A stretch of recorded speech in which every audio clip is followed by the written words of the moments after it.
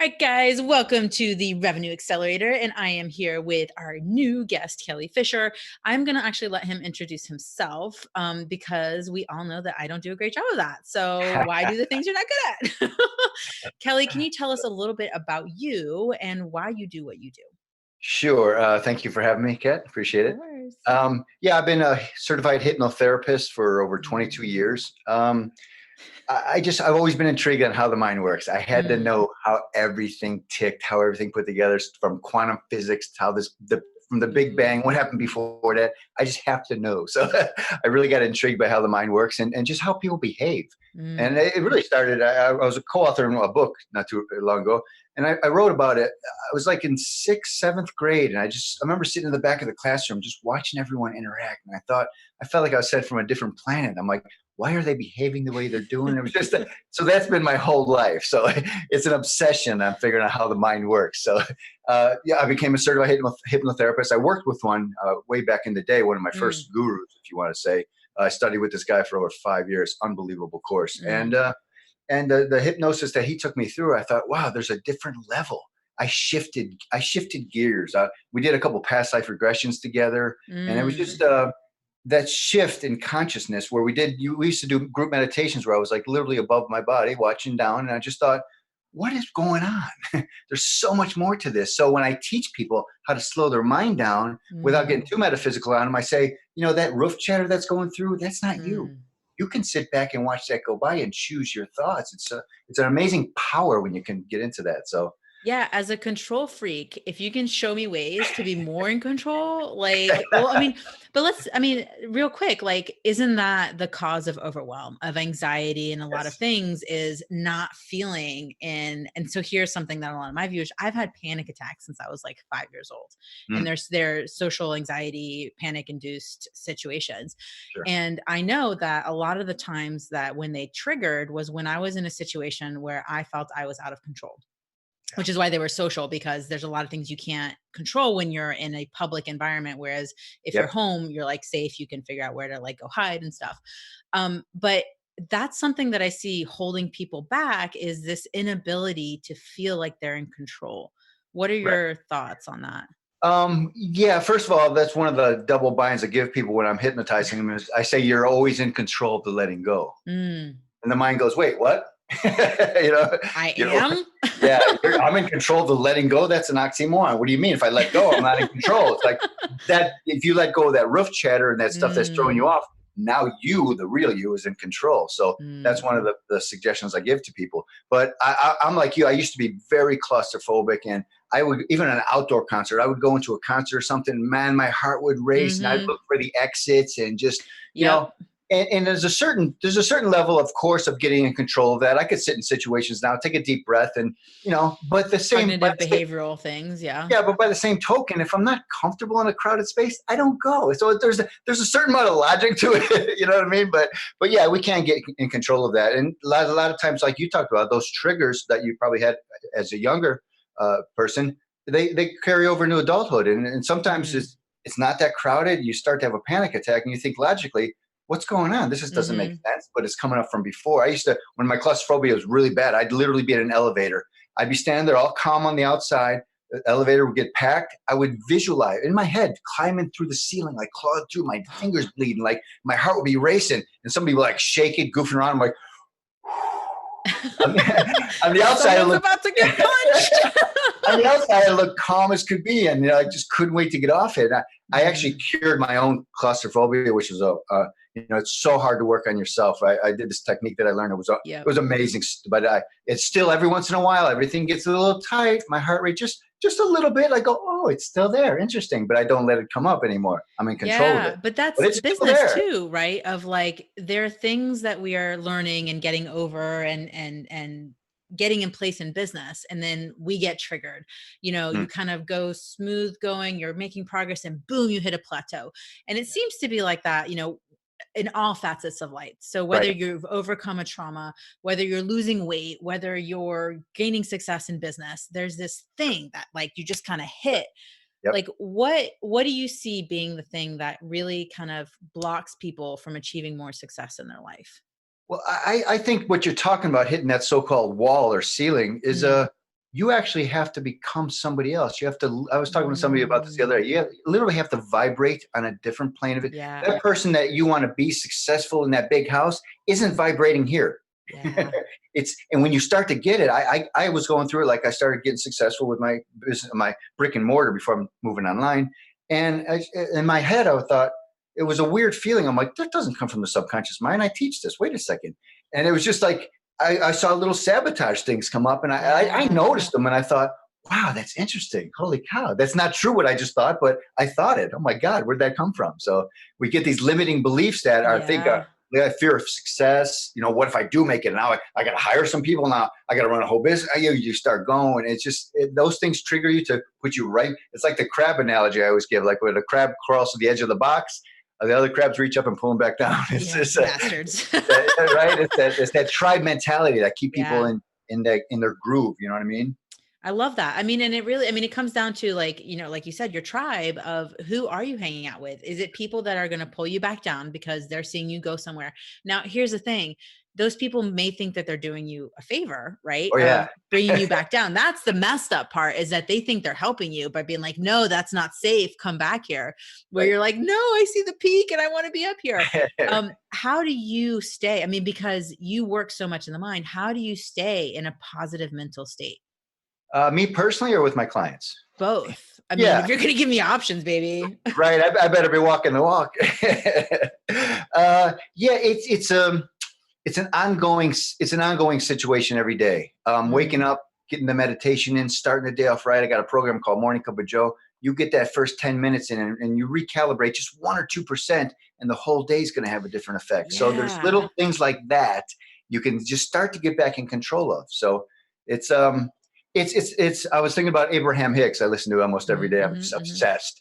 And she calls it like segment intending. Like, okay, I'm doing this job now with this person.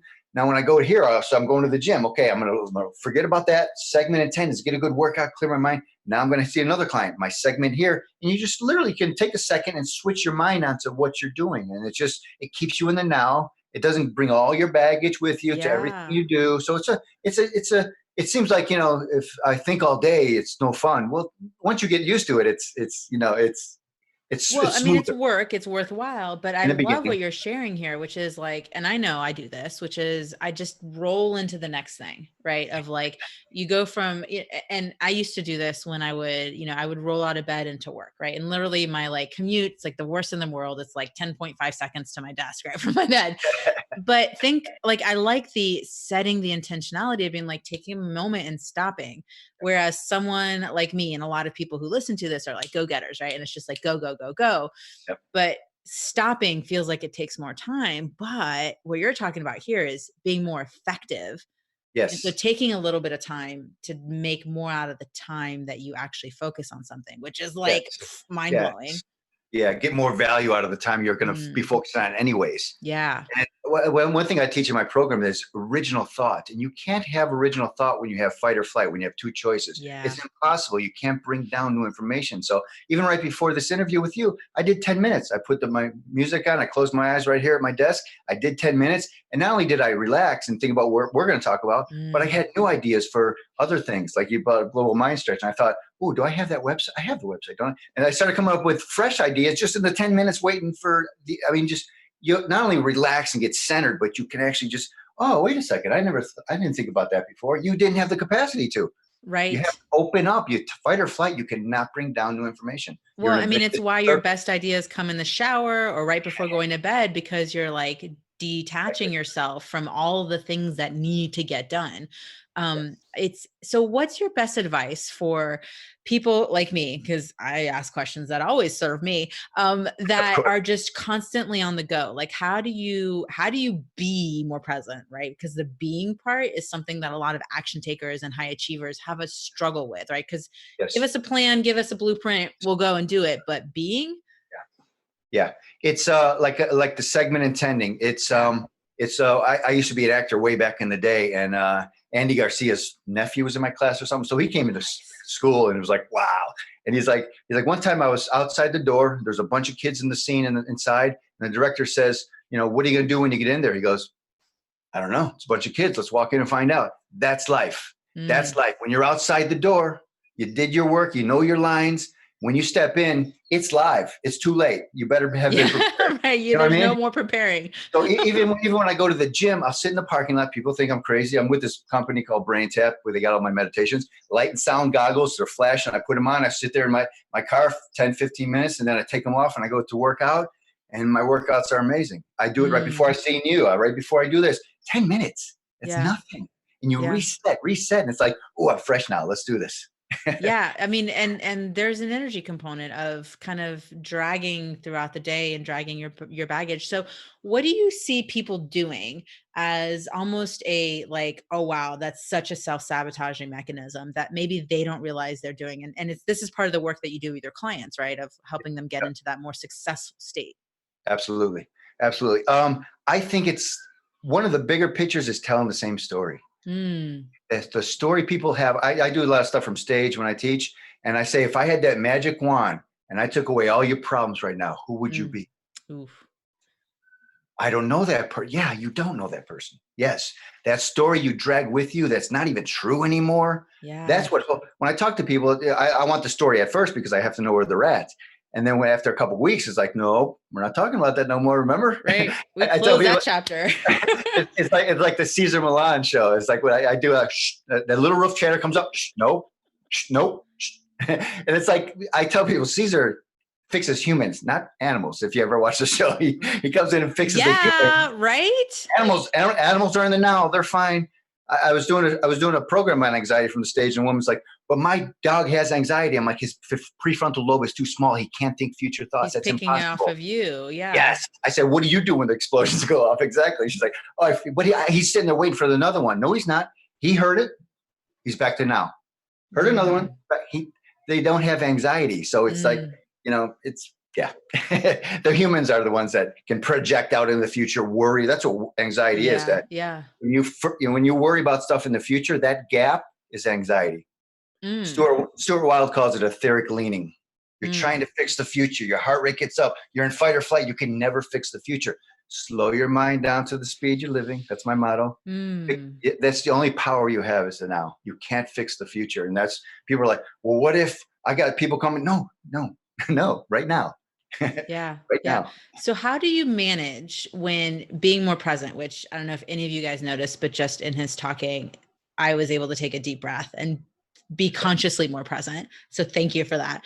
So how do you manage being in the present, but also planning for the future, right? Because we need to plan to know where we're going. So how does that balance, is that balance or whatever it is? How does that show up? Like, what does that look like? No, good call. I have a full-size desk map on my wall. I like doing stuff old school, writing stuff down. Yeah. I got a clipboard here with more notes. I have a voicemail full of voice recorder full of ideas and stuff to do. And once you dump it, a lot of times when I'm in meditation, I'll be sitting there, or I go on a run. I always go with my phone for music, but I stop every run. I stop and go, I'm never going to remember that. Oh, yeah. Once you get it on paper, on here, you get it out there, and it's like I got notes all over my desk. My desk looks like a mess, but I know it's when you get it out of your head. It's so powerful to okay, I got that down, and maybe it doesn't even lead to nothing, but you got it out of your head. Now you've got room for more thought, more relaxed thought. Yeah. No, and I like that because it's in a way, so there's, different energetic vibrations when you think something, when you speak it, when you write it, when you do a video, right? All of these are frequencies that we work on, that we tune into and stuff. But I love the simplicity. I mean, kind of what I picked up was just getting it out of your head because it's just spinning, that's what keeps people up at night. It's just like all these thoughts, but getting it out. And then saying, look, this is the intention, and kind of setting that with universe, God, source, whatever you follow. And then saying, great, that's what I want, but what can I focus on now that gets me closer to that space? Is that about right? Yep, exactly. And I do have a fall asleep instantly program where I teach people, like, you're going to go through these 3 certain steps of review, what you did, what you're going to do tomorrow. And so I put them in a meditation where let's boil it down to 10 minutes. I suggest sitting in a chair for my program before you go to bed, shut everything off, do the thing you're going to do in bed anyways, that most people do 2 or 3 hours of. Do it in 10 minutes. And then when you hit the pillow, you've done it. Like I said, I gave it up to God or source or whatever your higher power is, because you got vibration all around you, and then you can relax and go to bed. It's like walking into the scene without the preparation. Yeah. You walk in, you go to lay down in bed without any preparation, just lay there, go, oh my God, what's going on? Wait a second. Okay. I did this, 2 hours later, you're like, there's gotta be a better way. Right? There's gotta be a better way.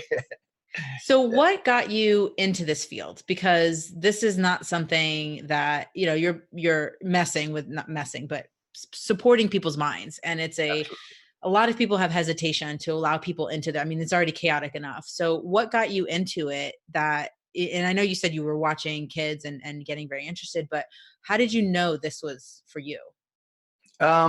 I think when I went to that first hypnotherapist in Los Angeles when I was living there, and I heard him on the radio one morning, I caught him by accident, like 3 a.m. and not being able to sleep because your mind was running around. Yeah, exactly. I caught him Sunday morning. Yep. I was up way too late and just had the radio on and I just started listening to this guy. I thought, wow, this guy's really into what I think I'm into. I was new at the time about it. And I realized he was in Los Angeles, went and I took like 5-year course with him, but I took privates with him for hypnotherapy. And I thought it just, I felt that way as a youngster, like I said, in school. And when I met somebody that had like answers, like real answers, I'm like, oh my God, I love this. And I couldn't get enough. So like I said, I think my goal of why I'm here in this form is really to end mental suffering. I know that's a big, hairy, audacious goal, but when I see people suffering and it's from their own thoughts and I have tools for them, I have to like, no, you don't have to think that way. You know what I mean? There's a better way. Well, and so, I mean, leaning into that, like, how can people get in touch with you, learn more about what you do? Because there's so much that you provide in terms of value that people can get their hands on really quickly. And the results, I mean, from what I've seen, are huge in terms of the shifts that can happen in a short time. Absolutely. Yeah. I have a lot of free gifts on my website, bestanxietysolution.com. I have a free meditation, a free 3-part video series, PDFs. You'll know more about how the mind works just in those free gifts than most people on the planet. So you go to Best Anxiety It's your PhD in just a few videos. Yeah. Seriously, like, oh, that's how the mind works. And I was talking to another coach, like, you should package that and sell it because you're giving away the farm. I thought, well, but to take it even further, you got to work with me. But no, I give you all the information you need to really, and two practice meditations, all free. And then if you want to get in touch with me personally, it's best way is to email me at globalmindstretch.com, globalmindstretch@gmail.com. And then I'll send you a link for my calendar. I have a calendar. We get 20-minute call. We'll see if we're right for each other. See if you really need what I could get you over the hump as far as slowing your mind down, getting rid of the anxiety and, all that good stuff. Yeah. So guys, make sure you check that out in the show notes. Now, I know there's one more question that everyone's wondering, which was, how'd the tats come about? Oh, yeah. I grew up in Chicago. I was singing in rock bands. And that's one reason I moved to LA before I met my guru. And I was about to tell you, it was like 3 a.m. on a Sunday. My band was rehearsing all night. So, truth be told, as I reveal my other side, we'd be rehearsing all night or doing a show. By the time we locked up our equipment, came home, I'd be sitting there. It's 3 a.m. I just had the radio on. I'm like, and it was funny because he was on, and then after him was Alan Watts.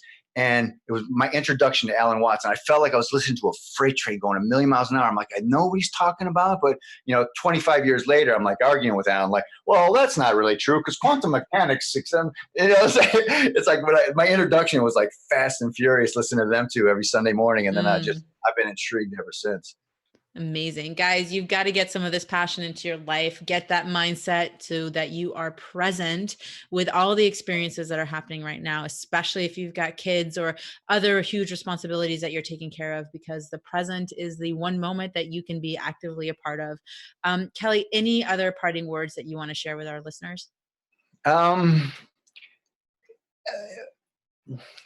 A focused mind takes training. And if nobody really showed you how to slow your mind down or take a deep breath or really that you don't have to believe all that roof chatter in your head, then you don't know. And it's okay. But once you realize, wait a second, there's a better way. You mean I could think positive thoughts and that positive things happen? Well, yeah, it's the radio frequency thing. But yes, so just when people get that glimpse that there's a better way, look for somebody that can help you slow your mind down, get some meditations, even if you just close your eyes for 15 minutes and sat there. Most likely the first 13 or 14 it'd still be racing, but you get that 30 seconds or minute where Deepak Chopra calls it the gap. You step into that gap where all of a sudden there's no thought. Roof chatter comes back in the back door. What are you doing? We don't have time for this crap. Goes, new wave of stuff. That 30 seconds, that minute, that's meditation. That's going to expand as you get more practiced and slow the mind down. So at first it might be 10 seconds of, oh shoot, where am I? Oh, wait, that was meditation. Damn it. Let me get back there. So that gap, that little gap where there's nothing going on, you can expand that. We want to get the mind in the gap. Expand it, open up, and that's where the new information comes down, that original thought. Yeah. Well, I mean, and just start by noticing, right? I know this happened to me, which was notice how you're talking about yourself to yourself, right? Are you your biggest cheerleader or are you your biggest bully? If you fall into the latter category, like go get you some meditation, go check out Kelly's stuff. Absolutely big advocate for it. And help yourself kind of rezen and start being your biggest cheerleader and being your biggest support system with other people's help. Kelly, so thank you so much for joining us today. Guys, make sure you check out the show notes again. We've got all those links in there for you to quick access all of that content. So thanks again. Awesome. Thanks, Kat.